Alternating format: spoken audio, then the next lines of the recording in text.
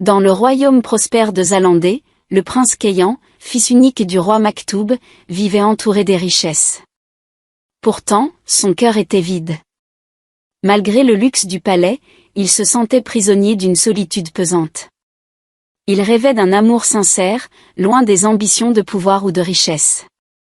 Un soir, face à son père, il déclare avec ferveur: « Je ne veux pas d'une reine attirée par des joyaux ou un titre. Je veux une reine dont le cœur bat pour l'amour véritable. » Cette quête est devenue son obsession, marquant le début de son aventure.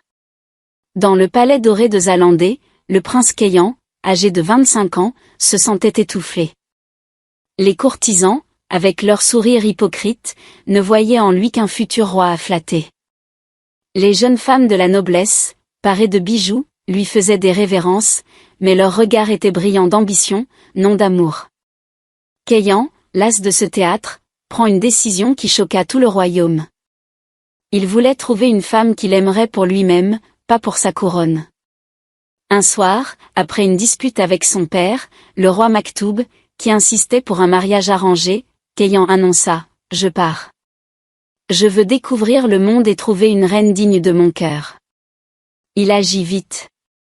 Dans sa chambre, il coupe ses longs cheveux noirs, rasa sa tête pour ne plus ressembler à un prince, et enfila des vêtements usés, déchirés, qu'il trouva dans les quartiers des serviteurs. Il se regardait dans un miroir, son visage, autrefois noble, semblait celui d'un mendiant. Pour parfaire son déguisement, il décide de jouer le rôle d'un vagabond un peu fou, pensant que cela révélerait la vraie nature des gens. Il prend un bâton noueux, un sac de toile, et quitta le palais à l'aube, sans avertir personne, sauf un vieux garde fidèle qui jura de garder le secret. Kayan a choisi de se rendre à Nomboko, une petite ville à plusieurs jours de marche, connue pour ses habitants simples et honnêtes. Il marche sous un soleil brûlant, dormant sous les arbres ou dans des granges abandonnées. Les paysans qu'il croisait le regardaient avec méfiance, mais il continuait, le cœur léger à l'idée de vivre sans le poids de la couronne. À mesure qu'il s'éloignait de Zalandé, il sentait une liberté nouvelle, mais aussi une peur, et si personne ne voyait au-delà de ses haillons? En arrivant à Nomboko, Kayan découvre un village animé, avec des maisons en terre, des champs verdoyants et un marché bruyant. Les habitants semblaient chaleureux entre eux, mais il savait que son apparence de vagabond serait un défi. Il s'installa près d'un vieux hangar à la gare désaffectée, un endroit où les voyageurs laissaient parfois des restes de pain. Là, il observe les gens, cherchant une âme pure. Il parlait peu, jouant son rôle de fou en marmonnant des chansons ou en riant seul, mais ses yeux scrutaient chaque visage, espérant un signe de bonté. Kayan savait que sa quête serait longue. Il n'avait ni argent ni confort, mais il portait en lui un rêve, trouver une femme qui, sans connaître son titre, verrait l'homme qu'il était. Chaque nuit, sous les étoiles, il se demandait si une telle personne existait vraiment. Pourtant, il refusait d'abandonner. Il se répétait les mots de sa mère, morte quand il était enfant: « L'amour véritable ne s'achète pas, Kayan. Il se gagne avec le cœur. » Ces paroles le guidaient, même dans la poussière des chemins de Nomboko.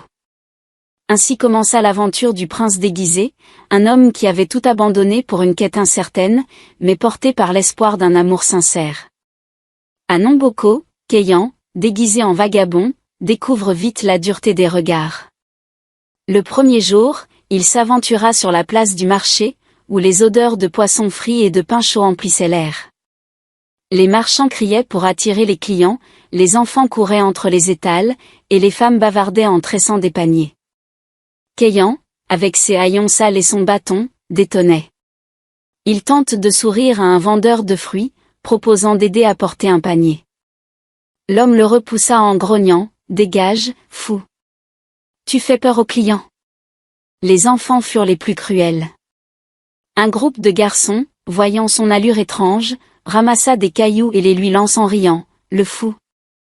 Le fou. » Kayan esquiva, feignant un rire pour rester dans son rôle, mais chaque pierre bénissait son cœur. Les adultes n'étaient pas les meilleurs. Une femme, portant un bébé, cria: « Va-t'en, sale mendiant », lorsqu'il exige un peu d'eau. Même les chiens errants, habitués au reste du marché, grognait en le voyant. Kayan, surnommé « le fou de la gare » à cause de son abri près du hangar, se sentit plus seul que jamais. Chaque matin, il essayait de se mêler aux villageois. Il offre de balayer devant une boutique ou de porteur de l'eau, mais on le chassait. Une vieille marchande, un jour, lui donna un morceau de pain sec, mais seulement parce qu'elle avait pitié. « Ne reviens pas », murmura-t-elle, gênée. Kayan, reconnaissant, mangea le pain sous son hangar, ruminant sa déception. Il se demandait si Nomboko, réputé pour son honnêteté, n'était qu'un mythe. Les gens semblaient juger sur l'apparence, incapables de voir au-delà de ses haillons. Une après-midi, il tente de parler à un groupe d'hommes jouant aux cartes sous un arbre. Il invente une histoire drôle, espérant les amuser. Il rit, mais pas avec lui. « Écoutez ce fou. Il croit qu'on veut de lui », lance l'un d'eux. Les autres se moquèrent, et Kayan s'éloigna, le visage brûlant de honte. Il commençait à douter de sa quête. Et si personne, dans ce monde, ne savait aimer sans juger? Pourtant, il refusait de rentrer au palais. Il voulait croire qu'une âme généreuse existait quelque part. Les nuits étaient les plus dures. Sous son hangar, il écoutait les bruits du village, les rires des familles, les chansons des fêtes lointaines. Il se sentait exclu, invisible. Il écrivait parfois dans la poussière avec son bâton, traçant des mots comme « espoir » ou « amour » pour se rappeler pourquoi il était là. Une nuit, un vieil homme passa près du hangar et s'arrêta. « Tu n'es pas comme les autres mendiants », dit-il, avant de partir. Ces mots, bien que vagues, redonnèrent un peu de courage à Kayan. Malgré les rejets, Kayan continuait d'observer les villageois, cherchant un signe de bonté. Il savait que sa quête exigeait du temps, mais chaque insulte, chaque regard méprisant, pesait lourd. Il se raccrochait à l'idée qu'une personne, une seule, pourrait changer tout cela. En attendant, il supportait la solitude, les cailloux et les cris, espérant que Nomboko lui révélerait bientôt un cœur digne de son amour. Un soir, Nomboko s'illumina pour une grande fête villageoise. Les tambours résonnaient, les feux de bois crépitaient, et les habitants dansaient sur la place, vêtus de pagnes colorés. Kayan, caché sous son hangar, observe la joie des villageois. Il enviait leur rire, leur danse, leur sentiment d'appartenance. Une idée lui vint, peut-être qu'en se joignant à la fête, il pourrait montrer qu'il n'était pas juste un « fou ». Il voulait croire qu'un geste audacieux changerait la façon dont on le voyait. Il ajusta ses haillons, prend une profonde inspiration et marche vers la place. Les regards se tournèrent vers lui, certains curieux, d'autres hostiles. Kayan, jouant son rôle de vagabond excentrique, commence à danser. Ses mouvements étaient maladroits, mais il y mettait tout son cœur, tournant avec un sourire. Pendant un instant, il crut sentir une connexion avec la faute. Quelques enfants rient, et il pense que c'était un bon signe. Mais soudain, un jeune homme, grand et musclé, le bouscula violemment. Kayan trébucha, et la foule éclata de rire.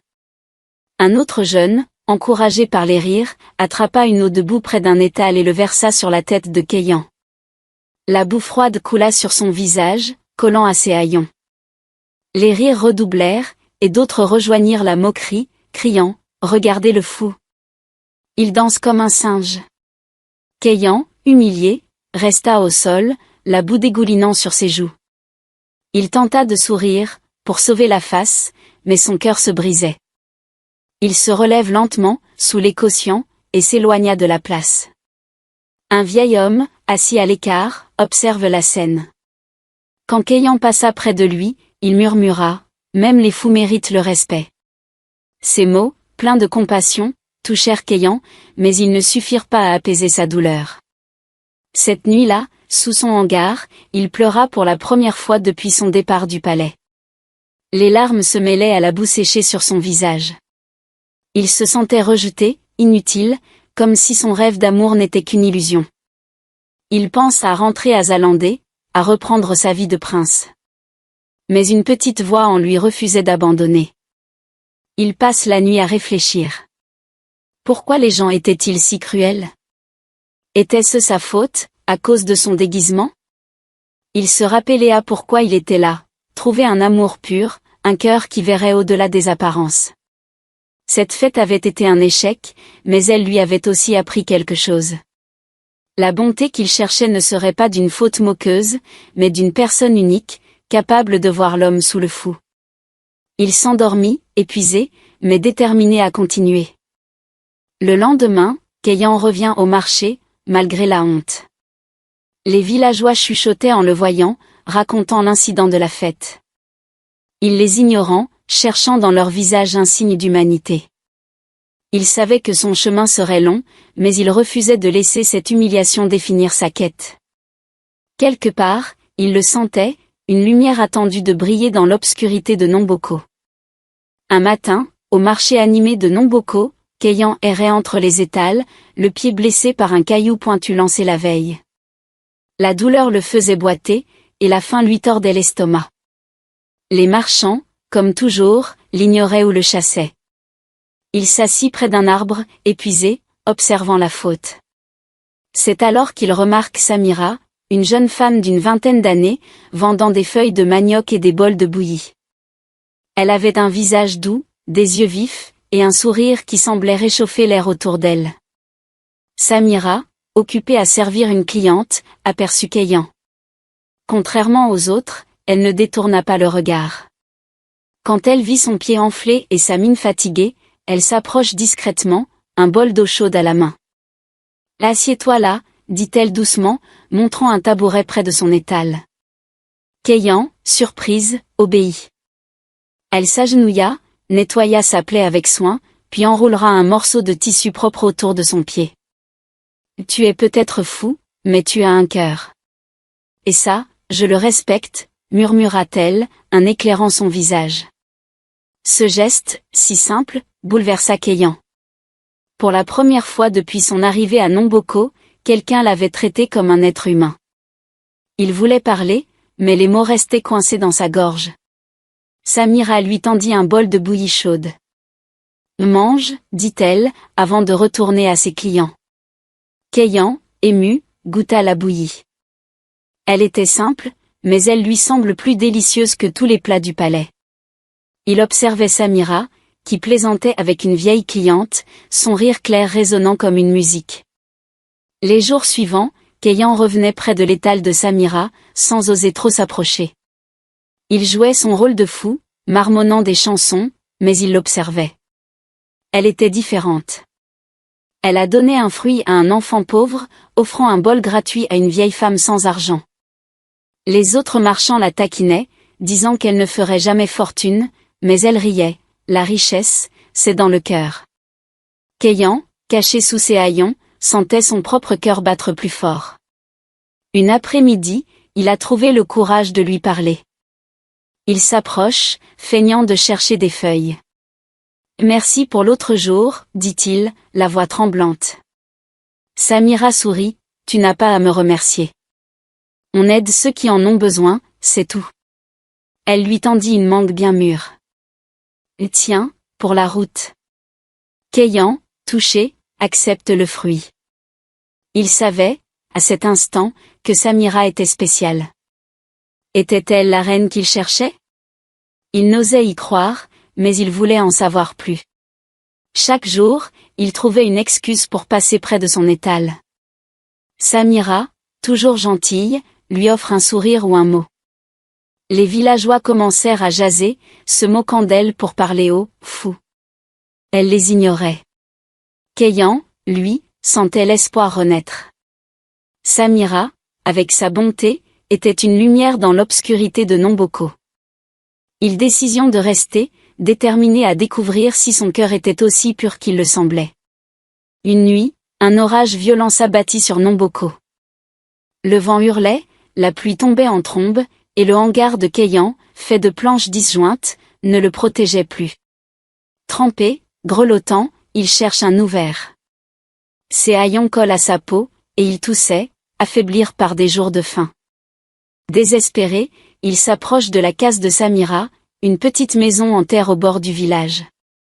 Il ne voulait pas la déranger, mais il n'avait nulle part où aller. Il s'accroupit sous un arbre près de sa porte, espérant que la pluie cesserait. Samira, locataire du marché, le vit dans l'obscurité, recroquevillé comme un animal. Sans hésiter, elle courut vers lui, un pagne sur la tête pour se protéger. « Qu'est-ce que tu fais là » cria-t-elle pour couvrir le bruit de l'orage. Kayan, gêné, marmonna, « Je ne voulais pas déranger. » Mais Samira prend la tête. « Viens à l'intérieur, tu vas tomber malade. » Elle l'attrapa par les bras et l'entraîna dans sa case, une pièce simple avec un sol en terre battue, une table en bois et un lit de natte. À l'intérieur, la chaleur d'un petit feu apaisa Kayan. Samira lui tendit un pagne sec. « Change-toi, dit-elle, tournant le dos pour lui laisser de l'intimité. Kayan, ému par sa confiance, enfila le pagne, ses mains tremblant de froid et d'émotion. Samira réchauffa un bol de haricots et le lui donna.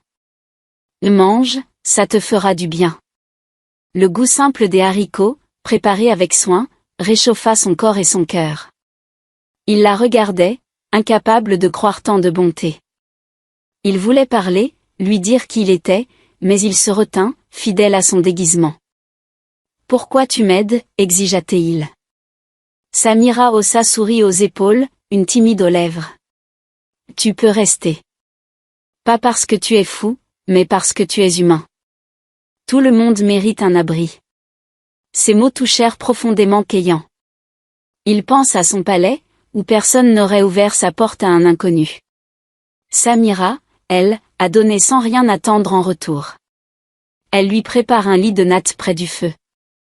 Dors ici, la pluie ne s'arrêtera pas avant l'aube. Kayan, allongé, écoutait les gouttes frapper le toit. Il se sentait en sécurité, comme s'il avait trouvé un foyer.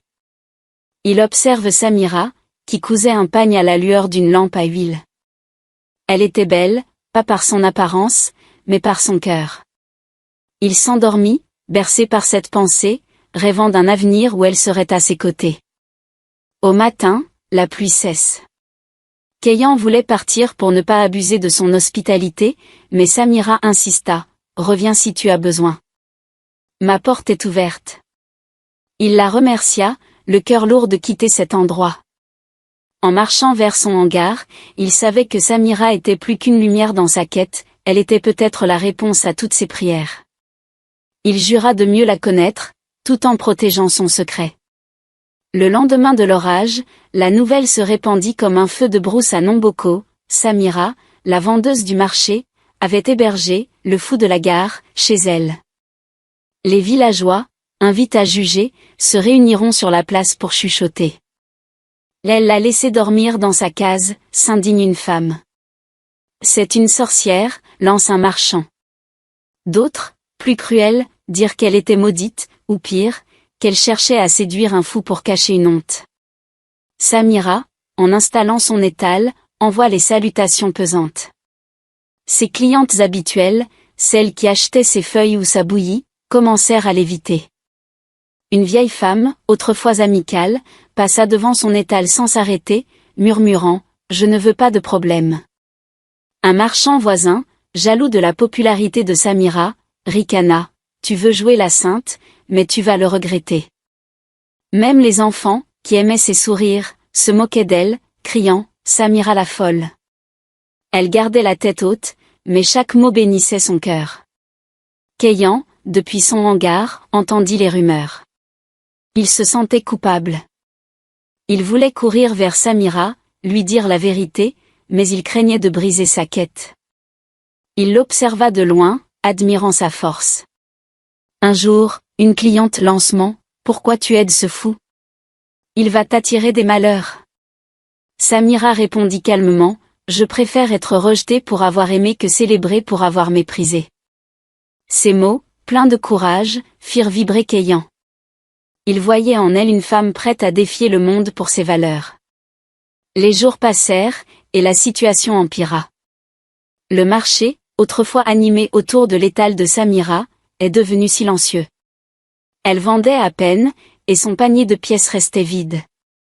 Pourtant, elle continuait à sourire, à offrir un fruit à un enfant ou à aider une vieille femme. Kayan, caché près d'un étal, l'entendit dire à une amie, « Si aider quelqu'un me rend maudite, alors je suis fière de l'être. » Cette détermination renforça son admiration. Il savait qu'elle était spéciale, mais il voulait tester son cœur davantage. Une nuit, il s'approche de sa case pour la remerciement. Samira, assise dehors, l'accueillit avec un sourire. « Tu as entendu les rumeurs, n'est-ce pas ?» demanda-t-elle. Kayan hocha la tête, honteux. « Je suis désolé, » murmura-t-il. Elle rit doucement, « Ne t'excuse pas. Les gens parlent, mais ils ne savent rien du cœur. » Ils parlèrent longtemps, et Kayan sentit une connexion profonde. Il voulait lui dire qu'il était prince, mais il se retint, fidèle à son plan. Samira, malgré les médisances, ne changea pas. Elle accueillait Kayan quand il passait, lui offrant un bol de soupe ou un mot gentil. Les villageois continuaient de la rejeter, mais elle restait fidèle à elle-même. Kayan, ému par son courage, savait qu'il avait trouvé une perle rare. Il décision de la mettre à l'épreuve une dernière fois, pour être que son cœur était aussi pur qu'il le croyait. Kayan, convaincu que Samira pouvait être la reine qu'il cherchait, voulait une preuve ultime de sa pureté. Il décision de la tester avec une épreuve d'honnêteté. Un matin, alors que le soleil se levait sur Nomboko, il prit une bourse en cuir qu'il avait cachée dans son sac. Elle contient des pièces d'or, assez pour qu'une personne pauvre change de vie. Il marche vers la case de Samira, feignant d'être distrait, et laissa tomber la bourse devant sa porte, comme par accident. Puis, il s'éloigna, se cachant derrière un arbre pour observateur. Samira sortit peu après, balayant le sol devant sa case. Elle aperçut la bourse, fronça les sourcils, et s'agenouilla pour la ramasser. Kayan retint fils soufflé. Elle ouvrait la bourse, et ses yeux s'écarquillèrent en voyant l'or scintillant. Pendant un instant, Kayan crut qu'elle pourrait garder les pièces. Après tout, elle vivait dans la pauvreté, et les rumeurs avaient ruiné son commerce. Mais Samira referma la bourse, regardait autour d'elle, et appela, « Eh, l'ami. Tu as perdu quelque chose ?» Kayan, jouant son rôle de fou, s'approche en boitant, l'air confus. « Moi ? Perdu ? Peut-être. » marmonna-t-il. Samira lui tendit la bourse. « C'est à toi. Je l'ai trouvée ici. » Kayan, feignant la surprise, prend la bourse, mais insiste, « Tu es sûr ? Tu pourrais la garder. » Personne ne sait. Samira serrant la tête, inferme aux lèvres. « Ce n'est pas à moi. Même si tu es fou, tu mérites ta vérité. » Ce moment marqua Kayan. Il rangea la bourse, le cœur battant. Samira aurait pu prendre l'or, améliorer sa vie, mais elle avait choisi l'honnêteté sans hésiter. Il la remercia, bredouillant, et s'éloigna, bouleversé. Assis sous son hangar, il repensa à son geste. Au palais, les courtisans volaient pour moins que ça, mentant pour un peu de pouvoir. Samira, elle, vivait dans la simplicité, mais son cœur était plus riche que tout l'or de Zalandais. Les jours suivants, Kayan continue d'observer Samira. Elle a travaillé dur, malgré les clients rares. Elle donnait toujours un sourire, un fruit, ou un mot gentil à ceux qui passaient. Kayan, émerveillé, savait qu'il avait trouvé une femme exceptionnelle. Il pensait à elle sans cesse, rêvant de lui révéler son secret. Mais il voulait être sûr que son père, le roi Maktoub, approuverait son choix. Il décide d'attendre, laissant les jours passer, tout en chérissant chaque instant près d'elle. Une après-midi, Samira l'invite à partager un thé sous un arbre. Ils parlèrent de la vie, des rêves. Elle lui confia qu'elle voulait ouvrir une école pour les enfants pauvres. L'éducation, c'est la vraie richesse, dit-elle. Kayan, touché, sentit que son amour pour elle grandissait. Il savait que son épreuve avait réussi, Samira était honnête, généreuse, et digne d'être reine. Il résolut d'agir bientôt, pour lui offrir la place qu'elle méritait à ses côtés. Au palais de Zalandais, le roi Maktoub vivait dans l'angoisse. Son fils, Kayan, avait disparu depuis des semaines, ne laissant qu'un mot vague sur sa quête d'amour. Les conseillers pressaient le roi d'envoyer des soldats, mais Maktoub, qui connaissait le cœur de son fils, préféra la discrétion. Il envoie un espion de confiance, un homme discret nommé Malik, pour suivre la piste de Kéyan. Malik revient après plusieurs jours, les yeux brillants d'émotion. « Votre fils vit à Nomboko, déguisé en fou, » rapporta Théil. « Et il a trouvé une femme, Samira, dont la bonté éclipse tout ce que j'ai vu. » Malik raconte tout, les rejets subis par Kéyan, l'humiliation à la fête, et la générosité de Samira, qui l'avait soigné, hébergé, et défendu malgré les rumeurs. Maktoub, intrigué, décida de voir cela de ses propres yeux. Il prépare un voyage secret, sans cortège ni armure, vêtu comme un marchand ordinaire. Accompagné de Malik et de 2 gardes déguisés, il partit pour Nomboko, le cœur partagé entre l'inquiétude pour son fils et la curiosité pour cette Samira. En arrivant au village, Maktoub se mêla à la foule du marché. Il vit Kéyan, méconnaissable sous ses haillons, assis près d'un étal. Puis il aperçut Samira, servante d'un bol de bouillie à un vieil homme. Quand un enfant renversa un panier, elle l'aida à ramasser, riant doucement. Maktoub, caché sous un chapeau, observe Kéyan regarder Samira avec des yeux pleins d'amour. Il comprit que son fils avait trouvé plus qu'une femme, il avait trouvé une âme rare. Le lendemain, Maktoub suivit Samira jusqu'à son cas. Il la vit offrir un pagne à une voisine pauvre, malgré ses propres moyens limités. Plus tard, quand Kéyan passa, elle lui donna un fruit et échangea quelques mots avec lui. Maktoub, ému, murmura à Malik, « Cette fille n'a rien, mais elle donne tout. » Il décide de rencontrer son fils. Ce soir-là, il l'attendit près du hangar. Quand Kéyan arrive, Maktoub ôta son chapeau. « Père » s'exclama Kéyan, abasourdi. Ils parlèrent longtemps. Kéyan confessa sa quête, ses doutes et son amour pour Samira. Maktoub, d'abord sceptique, écouta le récit de l'épreuve de la bourse et des gestes de Samira. « Tu as trouvé ta reine, mon fils, dit-il enfin, les yeux humides. Elle mérite bien plus que ce trône. » Il promet de revenir avec une escorte pour révéler la vérité au village, mais il exigea à Kéyan de garder son secret jusqu'à ce moment. Kéyan accepta, le cœur léger, sachant que son père approuvait son choix. Maktoub repartit à l'aube, préparant son retour officiel. Kéyan, lui, passe les jours suivants près de Samira, savourant chaque instant. Il sentait que la fin de sa quête approchait, et que bientôt, il pourrait offrir à Samira la vie qu'elle méritait. Il rêvait de lui dire qui il était, de la voir sourire en comprenant tout. En attendant, il chérissait sa présence, certaine qu'elle était la reine que son cœur avait toujours cherchée. Un matin, Nomboko s'éveilla dans un tumulte inhabituel. Des sabots de chevaux résonnaient sur les chemins de terre, et des armures scintillaient sous le soleil. Une procession royale, menée par le roi Maktoub en personne, entra dans le village. Les habitants, terrifiés, se cachèrent derrière leurs portes, craignant une invasion ou une punition. Les enfants cessèrent de jouer, et le marché se vida en un instant. Samira, près de son étal, observe la scène, intriguée mais calme, tandis que Kéyan, près de son hangar, sentit son cœur s'accélérer. Maktoub, vêtu d'une tunique dorée, descendit de son cheval au centre de la place. Ses soldats formèrent un cercle, et il leva la main pour demander le silence.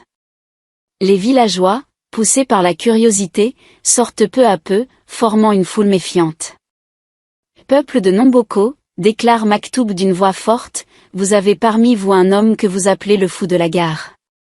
Cet homme est mon fils, le prince Kéyan, héritier de Zalandais. » Un murmure de choc parcourut la foule. Les regards se tournèrent vers Kéyan, qui s'avança, tête haute, débarrassé de ses haillons. Maktoub continue, « Vous l'avez chassé, humilié, rejeté. Mais une femme, parmi vous, a vu son cœur. Samira, que vous avez moquée, sera votre reine. » Les villageois, abasourdis, fixaient Samira, qui restait figée, incapable de comprendre. Kéyan s'approche d'elle, prend sa main et murmura, « C'est vrai, Samira. Je suis le prince. Et je t'aime. » Les larmes montèrent aux yeux de Samira, mais elle resta silencieuse, bouleversée par la révélation. La foule, elle, était pétrifiée. Les femmes qui avaient évité l'étal de Samira baissèrent les yeux. Les hommes qui avaient ri de Kéyan à la fête sentaient la honte les envahir. Les enfants, autrefois cruels, se cachèrent derrière leurs parents. Une vieille femme, qui avait jadis donné du douleur à Kéyan, plèvre. Un homme, celui qui avait versé de la boue sur Kéyan, tomba à genoux, murmurant « Pardon ». Mais Maktoub leva la main. « Ce n'est pas à moi de juger, mais à vos consciences. » Samira, tremblante, regardait Kéyan. « Pourquoi ne m'as-tu rien dit ?» demanda-t-elle. Il sourit, « Je voulais un amour vrai, pas basé sur un titre. Tu m'as aimé sans savoir qui j'étais. » Elle rougit, partagée entre la joie et la peur. Maktoub s'approche, posa une main sur son épaule. « Fille de Nomboko, ton cœur est plus noble que bien des couronnes. Acceptes-tu de rejoindre mon fils ?» Samira, émue, hocha la tête, incapable de parler. La procession repartit, emmenant Kéyan et Samira vers Zalandé. Les villageois, restés sur la place, se dispersèrent en silence, hantés par leurs actes. Certains prient pour le pardon, d'autres jurèrent de changer. Nomboko ne serait plus jamais le même.